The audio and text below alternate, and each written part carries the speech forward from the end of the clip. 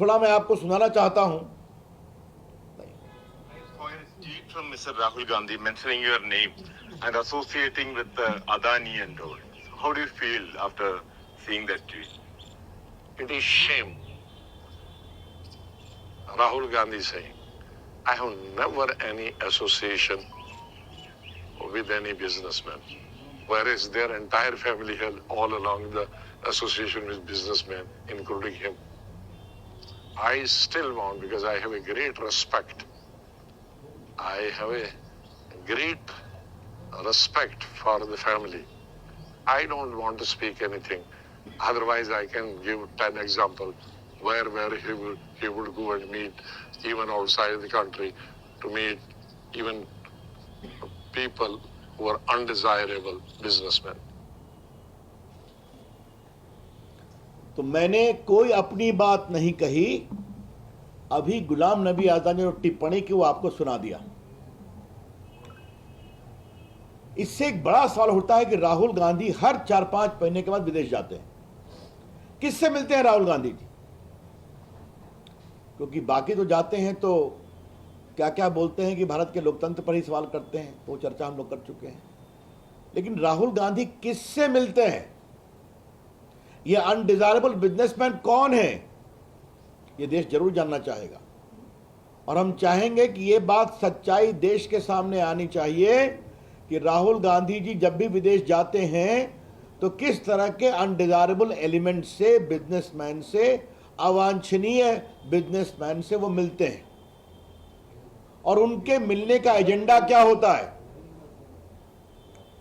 और दूसरा सवाल ये उठता है कि जब भी राहुल गांधी विदेश से भारत लौटते हैं तो उनका और हमला तेज हो जाता है। जरा शांत रहिए।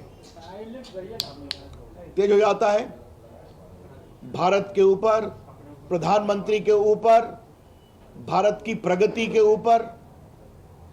आज तक राहुल गांधी जी ने पिछले 9 साल में भारत की विकास यात्रा में एक भी अच्छे शब्द नहीं कहे। चलिए उनका विषय है, लेकिन आज भारत दुनिया की 5वीं इकॉनमी बन चुका है, इंग्लैंड से आगे निकल चुका है। भारत का आईटी सेक्टर, भारत का डिजिटल सेक्टर, भारत का स्टार्टअप सेक्टर। याद करिए कि जब कोरोना काल में मेड इन इंडिया वैक्सीन ने दुनिया में अपना परचम लहराया तो उसका भी विरोध कर रहे थे कि कौन सी वैक्सीन है। तो क्या Rahul Gandhi anti India businessman के इशारे पर भारत को कमजोर करने की कोशिश कर रहे हैं और मोदी जी के खिलाफ अभियान कर रहे हैं? मैं फिर कहूंगा, ये अनडिजायरेबल बिजनेसमैन विदेश में कौन है? और जब भी राहुल गांधी उनसे मिलकर आते हैं तो भारत के खिलाफ, मोदी जी के खिलाफ, भारत की विकास यात्रा के खिलाफ उनकी जबान और तल्ख हो जाती है। ही बिकम्स मोर एग्रेसिव। तो कहीं ना कहीं भारत की अंतर्राष्ट्रीय छवि को कमजोर करने के मामले में जो इस तरह के अनडिजायरेबल बिजनेसमैन विदेश में काम कर रहे हैं, राहुल गांधी उनके साथ तो काम नहीं कर रहे हैं।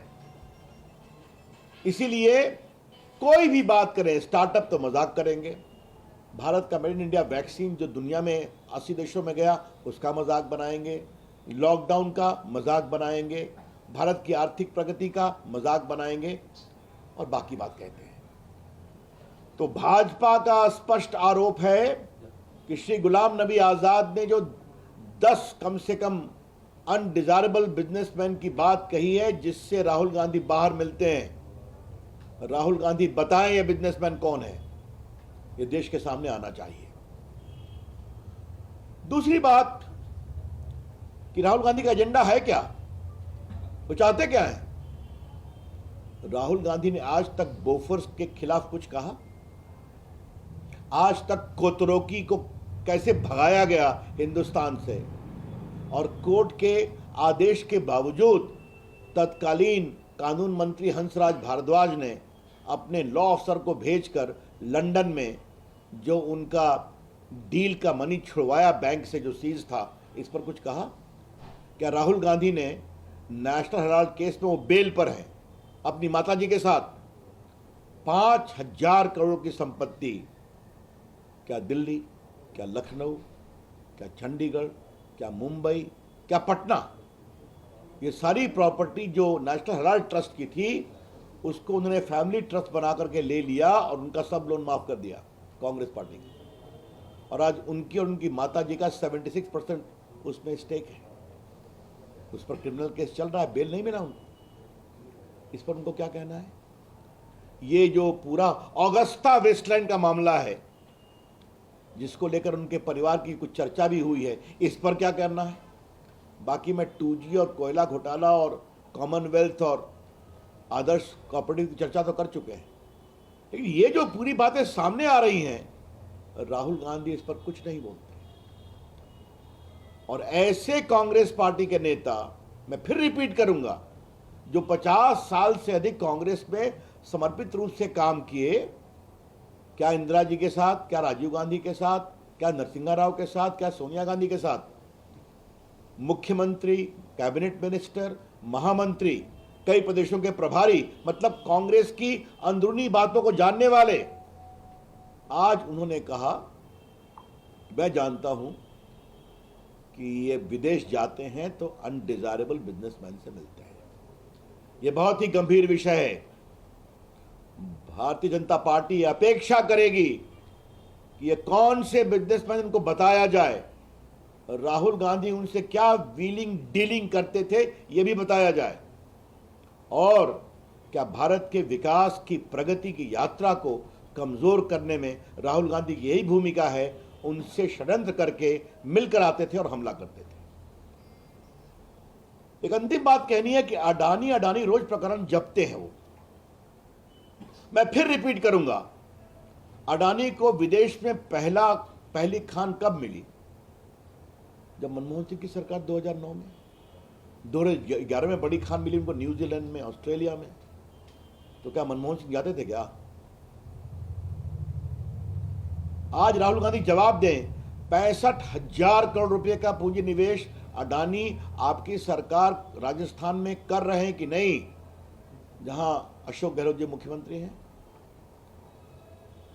अडानी का पोर्ट बन रहा है कि नहीं केरला में, जिसको कांग्रेस पार्टी ने ओके किया और आज सीपीएम सीपीआई की सरकार उसको एग्जीक्यूट करवा रही है। अडानी को कोयला खदान का एक्सपेंशन छत्तीसगढ़ की कांग्रेस सरकार ने दिया या नहीं दिया? और बाकी बंगाल में भी 15,000 करोड़ का पूंजी निवेश हो रहा है। तो राहुल गांधी कुछ नहीं बोलते हैं इस पर, आज तक जवाब नहीं देते हैं, और खाली झूठ बातें करना, बेबुनियाद आरोप लगाना उनकी फितरत बन गई है। इसके हम बहुत भर्त्सना करते हैं।